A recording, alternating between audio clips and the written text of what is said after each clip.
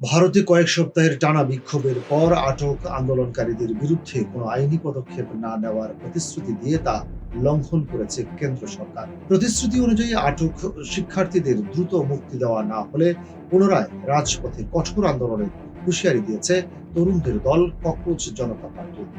শিক্ষামন্ত্রী পদত্যাগ করার পর দিল্লির যন্তর মন্তরে দীর্ঘ এক মাসেরও বেশি সময় ধরে চলা অবস্থান কর্মসূচি সম্মানের খাতিরে তুলে নিয়েছিল এই আন্দোলন।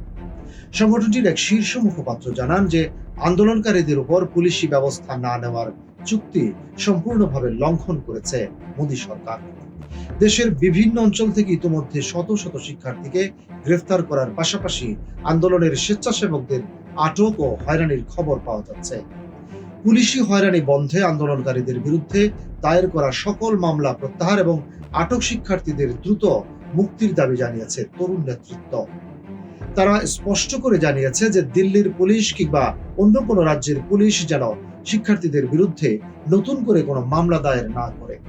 আলোচনার শর্ত অনুযায়ী মামলা বাতিলের লিখিত চুক্তি দ্রুত হস্তান্তর করার জন্য সরকারের প্রতি জোরালো দাবি জানিয়েছে আন্দোলনকারীরা।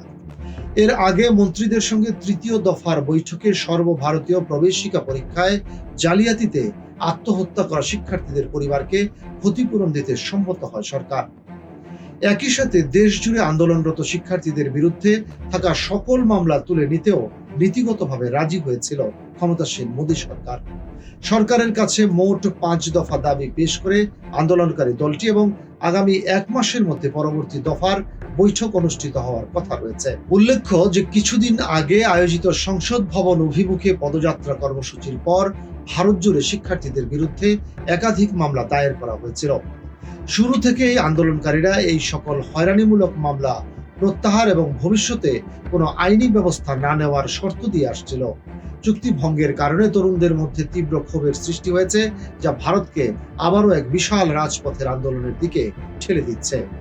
দাবি আদায় না হলে পুনরায় কঠোর কর্মসূচি ঘোষণার মাধ্যমে পুরো দেশ জুড়ে নতুন করে বিক্ষোভ ছড়িয়ে পড়ার আশঙ্কা দেখা দিয়েছে।